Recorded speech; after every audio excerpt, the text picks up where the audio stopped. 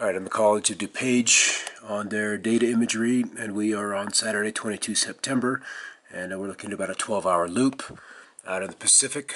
You can see these trails, zip along in here. There they go. Right up here. You see how quickly they rotate across, racing along through. But what really had my attention was how Wyoming and northern Colorado is blown up. And then as we move into Saturday afternoon across Nebraska and Kansas. I'm down here, and I've seen a few of these straight line marking ones as we saw in the earlier video, but that's been about it. But this is intense, intense, intense, intense, and then a lot of high cloud crap as this storm brings in some higher clouds, but not much else for Southern California. But what has happened across Wyoming today is intense, and I'd love to see some ground pics from people up in that direction. If you've got something, send it along to me, or like it on Facebook at Weather Wars, or subscribe to me on YouTube at Weather Wars. Thanks, guys. Keep looking up. There's coming up on our first quarter moon. Moving from Scorpio to Sagittarius, so it's towards the lower end of the ecliptic, and today being the autumnal equinox, when the sun crosses the celestial equator, and we'll spend the next 6 months in the southern, over the southern hemisphere, and we just happen to have the moon reaching first quarter, so it's at its more lower point. Well, it's the lowest point in the sky, but then again, the moon's orbit varies by some 7 degrees off the ecliptic, and then beautiful colors showing up on the mountains here as we rapidly turning deep into the fall season here in the San Luis Valley. And then as we look to the north, I just showed you on the satellite imagery on the computer all these trails, and they're just coming into view here. Most of them have moved off into the high plains, but this is the high cloudiness that we'll probably see beginning to move into the west, and then Idaho, Washington, Oregon, and western Montana will get some of this rain here and begin to put out those fires that have kept much of the Mountain West, especially the central and northern Rockies, cloudy for the last little while. And I'm just spotting a trail now coming in from the west. I mean, they've been fairly regular today, but they haven't been the big badass marking ones. And this guy looks like he's serious about what he's doing. I'm zoomed all the way in, so I'm coming up on 90 power minimum. So he's definitely leaving a trail, and it's probably, we're gonna have a gorgeous sunset, but it'll be laced with all this kind of activity before the day winds out. Kind of see where he is. This guy here, and got another mark, another mark, another mark. And so they're just kind of laying it all down. Laying it all down. So we'll come back outside in a bit and see if we can't spot something out. He did leave one little mark that is remaining in the sky, and it's this thing here. That. You can see how on this left, this western edge, where the powders are on a downward motion, and then it comes back up to a point. So something is happening off to the west. Something over on this side. And then he's just hit the very end of it. And then his trail looks like a regular contrail at this point. But we know full well he's not. And I hope if you've been paying attention to these, that anything we see in the sky now that's leaving a trail is suspect. It's just when the powers that be take something over, they do it completely and unreservedly.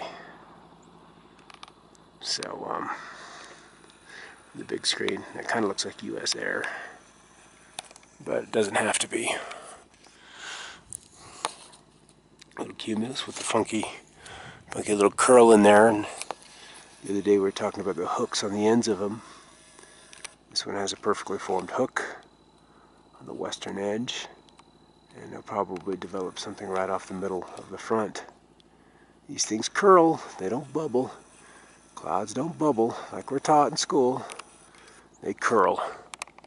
That's how they come into existence, is through that curling action. not the bubbling. Lifted condensation level seems like a nice idea, and in some terms, in some ways it works, but there's something else at play here, guys. There's something else at play. Let's see, here's our plan. I'm coming up on 4 minutes already. And he's just curious to see if there was some target. Doesn't look like it unless it's has to do with this gap right here. And it may be. I showed you how thick the trails were over Wyoming on Saturday, yesterday. And then off to the north late yesterday here in southern Colorado. And now they're rolling overhead today. We just had one roll through there, one cross here, this one here crossed the end of this trail. He marked it. This one crossed where this guy spread. Got one overhead. Let's push in.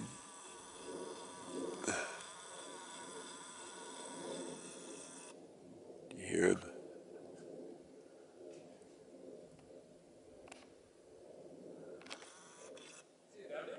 Yep. They're thick. And so we should have rain here tomorrow night. And we'll see. Right through this guy. And he ended right at the end of that cloud. Right through it. Right through it. I'm gonna go look at satellite imaging, gonna see what's going on. But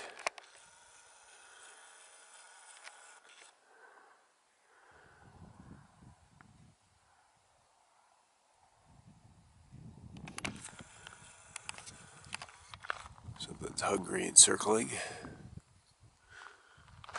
the creek.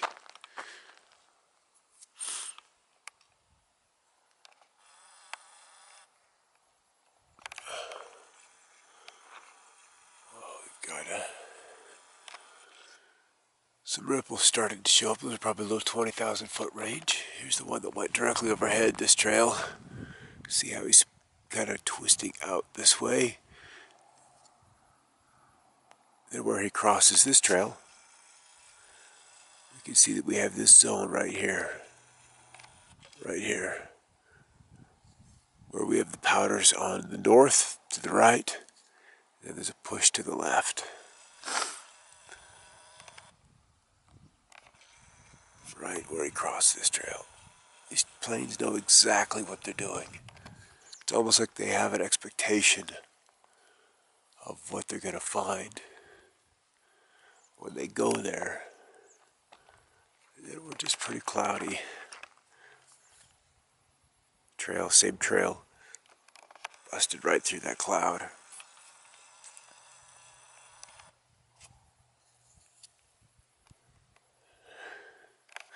And as he gets to this guy, you can see how his tail ends. He shows up here, gap. And once he gets to this older trail that has all of this weeping off of it to the west, then it becomes very bright. Very bright. I gotta see inside. I gotta look at the satellite. It went off in the distance. But still, I think this is gonna get more and more torn. These powders are gonna drift with the trail on this way. That's gonna unfold. Notice all the clouds here. They're just kind of weeping with the flat tops, and then the ice crystals weeping out rather than the flat bottoms and growing up totally backwards. All right, we're about 90 minutes later, and I was going to look at the satellite. I did look at the satellite, and there's just so much mush in the sky. It's hard to pick out the trails from earlier trails that have just morphed into clouds. But I'm seeing this guy here. Notice how this trail comes in and crosses right where this bottom part of the trail, breaks back off to the east. And then on this end, you see how the powders come out, reach their furthest extent to the west. Make sure I'm focused here. At the point that the trail crosses. This little faint one right here.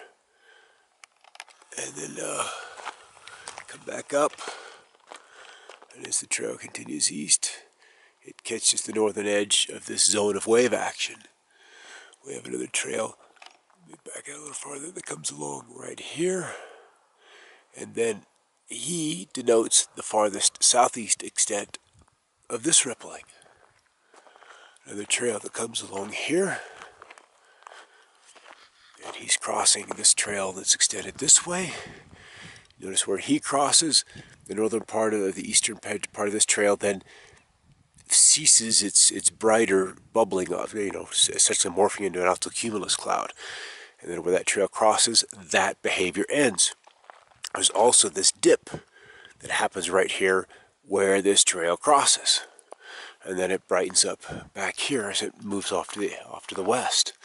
So there's subtle things if you begin to look for in how one trail denotes a change in the other trail that it's crossing. There's always a reason why, and you can see this this extent is just beginning to back out a little farther this way, and it'll go like this. It'll continue to press out. But this trail here along marks where that push this direction, or where the whole air is moving this way, the atmosphere is moving this way, or something is holding it and slowing it down. And so the powders in the trail are now beginning to be dragged out or retained from moving to the east. And indeed, all of this right here tells us that there's something different in the cloud up here versus down here. I'm going to iris down a touch, see if we can't bring out some of the texture in here. See, now this is extending a little farther to the west. This back slope is peaking right where this trail went through. So the plane that may have left this trail may have been responsible with technology on board to trigger this behavior in the clouds right in through here. That's entirely within the realm of possibility. Something further to note with this trail. See this little dimple back there is getting a little more pronounced. The trail is beginning to be drawn into this, and then this whole zone of clouds, all of this is exciting. Then on the backside here, and I don't know if you can make it, I'm going to zoom in a touch, got a whole different cloud beginning to take shape. You see that? Sometimes this is the first cloud that shows up right after chemtrails have been laid down. Usually the chemtrails will outline the boundary in which these kinds of clouds will then form. And my time-lapse camera is actually looking off in this direction. But when we look at it today, we'll see that this kind of zone cloud will be moving in a different direction than this cloud, and certainly in a different direction than this chemtrail cloud that is continued to expand. And we've got some upper level moisture. The moisture, as evidenced by the cumulus, is now beginning to come down to the lower layers. And I hope to God we've got some rain by tomorrow late. That would be a beautiful thing. But the first part of that rain is going to be full of this crap. It's going to be laced with this crap. And that's why greenhouse growing, people, is going to be the future. We're going to have to begin to grow inside, and you're going to have to request foods that were grown indoors. And we're going to have a whole revolution in how food is grown in this country and indeed in this planet. We're just reaching that threshold where the ecosystem cannot sustain this for many more years before it just utterly collapses under this load of toxins that builds up year after year after year. We're very, very close to that threshold being crossed. All right, you can see this trail, as we talked about earlier, as it begins to, or continues to move to the southeast. There's two holes. I'm always interested in those showing up. And where this hole shows up, and then the one on the back side of the trail, we've got some rippling beginning to take shape. So it's like the planes come along, whatever technology they've got on board, and I'm leaning more and more and more to the work of James Trevor Constable. I had a conversation with a guy a couple of days ago who was intimately familiar with him, and then Wilhelm Reich's children. And apparently the government had kind of squashed on James Trevor Constable and his work, which I believe was very, very accurate in how the chi, or how the orgone of the atmosphere behaves, and how these simple planes can fly spinning, rotating, essentially technology that stirs the ether, and you can get a reply. You can get a response out of the atmosphere very, very quickly. And that way you don't have to deal with HARP. You don't have to deal with scalar weaponry. It's inexpensive, and it's built to stay that way. It's very inexpensive to fly and lightweight. And so that would solve a lot of logistical requirements, rather than having to deal with and have mobile, these huge antenna arrays. Just use the natural energy that triggers the weather in the first place. Just tracking this guy to see if maybe he'll start to kick out a trail. But that hasn't happened just yet. And so once the low-level plane comes, like this guy that is without a trail, it won't be 5 minutes, and we'll have some other trailing planes to come along. And my conclusion, but although I suppose my speculation would be the better verbiage, is that these planes without the trails, the low and slow ones, are the ones that are churning the ether, stirring the pod. And then they use the chemtrails to come along and do surveillance to see how effective that these guys have been. Alright, be right back. Different plane. We just tracked that one off to the east, did as expected. Had some company drop by for a sec, stayed outside, and then watched this plane emerge from the clouds that we were just watching with all the rippling. So, that's what happens.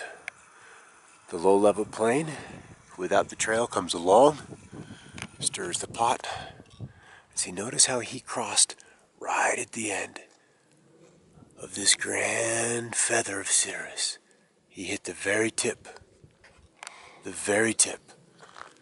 The very tip. And so, and then he's even headed into the middle of this, and he's getting there just right about now. And now we had a whole trail. It's kind of back in through here and off to the east. It's just been engulfed in clouds. We had the point where that one trailless plane that we saw just a bit ago emerged from there.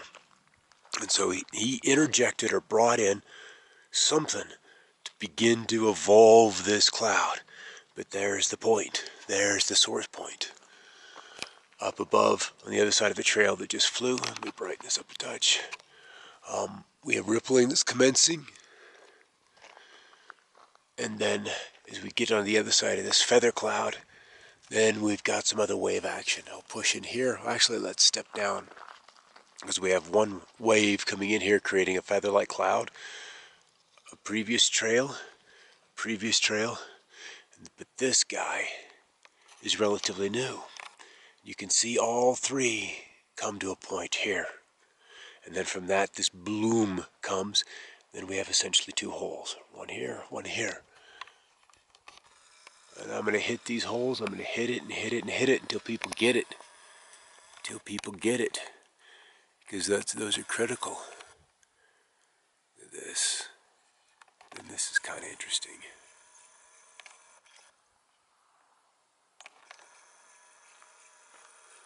Alright. Oh yeah, this is what I was up here for.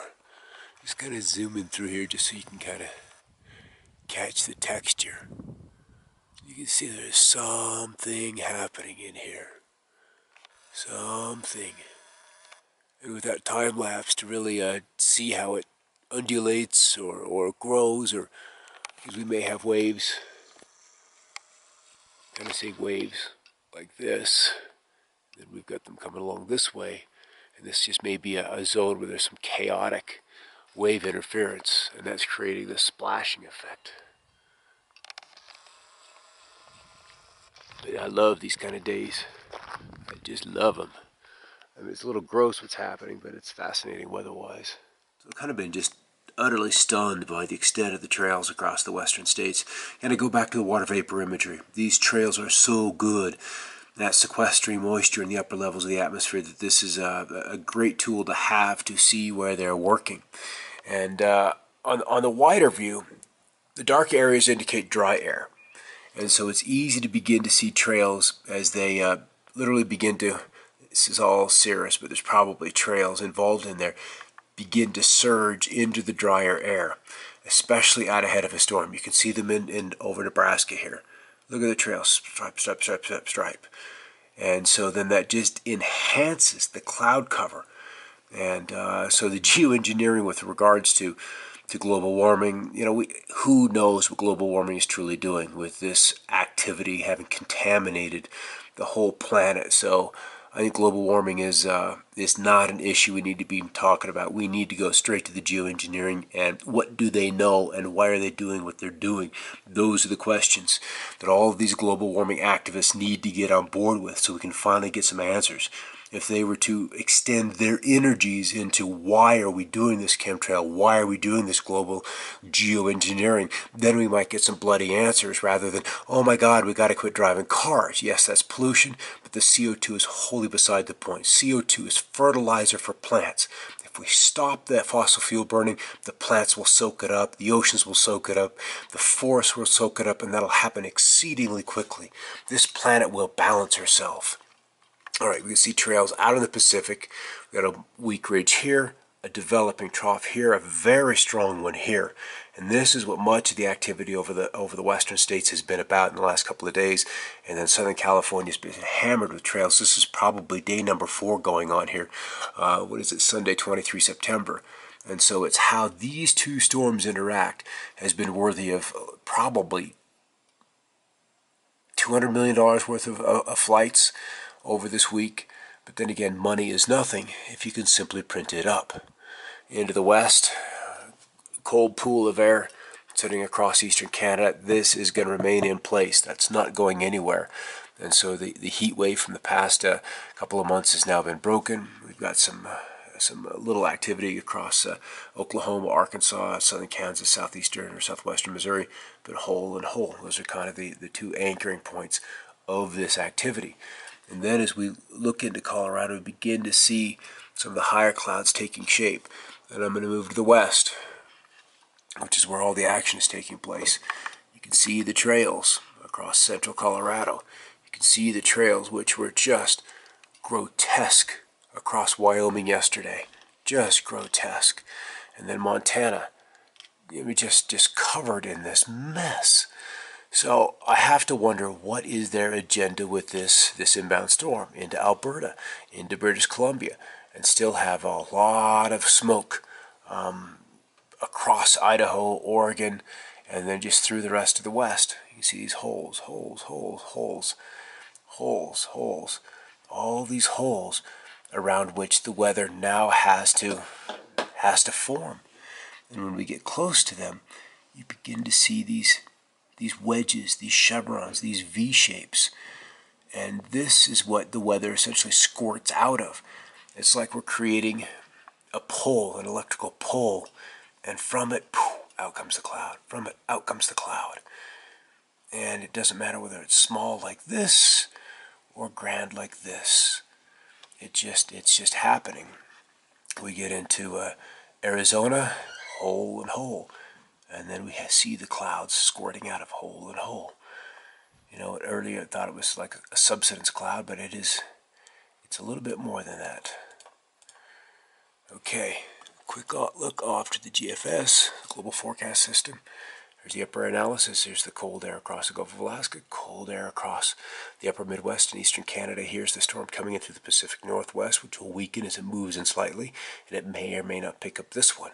But how these two merge has been worthy of all the flights across the western U.S., and that may bring us some rain here in southern Colorado. You want to be on the eastern and northeastern edge of these lows, but that's coming up on early Tuesday morning.